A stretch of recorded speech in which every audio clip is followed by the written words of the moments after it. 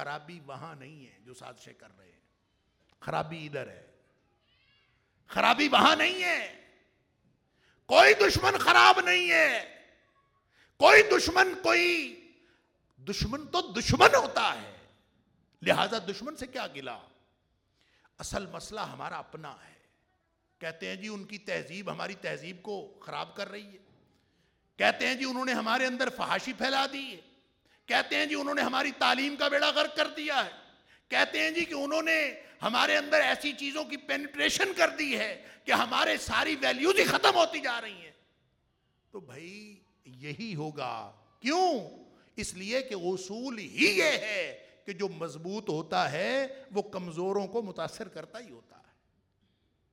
صاف مطلب ہے آپ مضبوط ہو جائیں تو آپ دوسروں کو متاثر کریں گے. آپ کمزور ہیں دوسرے آپ کو متاثر کرتے ہیں. آپ سمجھتے ہیں کہ یہ سکولوں کالجوں میں پڑھائیاں ہو رہی ہیں، ہمارا نظام تعلیم چل رہا ہے، ہم یہاں اللہ کا فضل ہے سب آزاد ہیں، یہاں میرا جسم میری مرضی والے بھی پھرتے ہیں، یہاں لال لال لہرائے گا وہ بھی پھرتے ہیں، سب کو آزادی ہے، سب نعرے لگاتے ہیں، سب کچھ کرتے ہیں، ہم تعلیم یافتہ ہیں. کبھی پتہ کیا ہے تعلیم آ کہاں سے رہی ہے؟ اقبال نے کہا تھا اگرچہ مکتب کا جواں زندہ نظر آتا ہے، مردہ ہے مانگ کے لایا ہے فرنگی سے نفس. مانگے تانگے کی سانس یہ سمجھتا ہے میں زندہ ہوں. جب سانس مانگ کے لاؤ گے تو اس کو زندگی کہتے ہو، یہ تو مردگی ہے. نبی کریم صلی اللہ علیہ وسلم نے اس کا تجزیہ کیا. نبی پاک صلی اللہ علیہ وسلم ان من اقتراب الساعہ،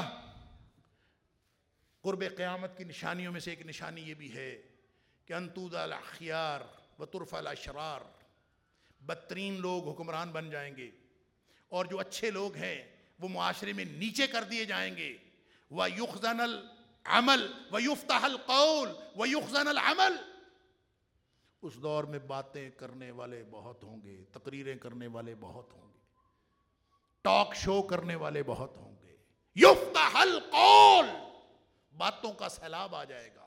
وَيُخْزَنَ الْعَمَلُ، عمل کرنے والے کوئی نہیں ہوں گے. عمل لپٹ جائے گا، بات کھل جائے گی. اور فرمایا جب ایسے حالات ہوں تو پھر اصلاح کون کرتا ہے؟ ہر ایرا غیرہ بول رہا ہے، ہر ایرا غیرہ اسلام پہ بات کر رہا ہے، ہر ایرا غیرہ قرآن کی بات کر رہا ہے، ہر ایرا غیرہ زندگی کا فلسفہ بتا رہا ہے. کون بتائے گا؟ کہاں سے رہنمائی آئے گی؟ ظاہر ہے جب حالات یہ ہوں تو نظام تعلیم رہنمائی کرتا ہے. نبی کریم صلی اللہ علیہ وسلم فرمایا اس دور کا جو نظام تعلیم ہوگا، اب یہ صادق المصدوق نبی اکرم صلی اللہ علیہ وسلم کی دی ہوئی سچی خبریں ہیں. فرمایا اس دور میں جو نظام تعلیم ہوگا وَيُقْرَأَ فِي الْقَوْمِ الْمُثَنَّاتِ، اس قوم میں جو کچھ پڑھا جا رہا ہوگا، جو کچھ پڑھایا جا رہا ہوگا وہ مسنات ہوگی، مسنات پڑھائی جا رہی ہوگی.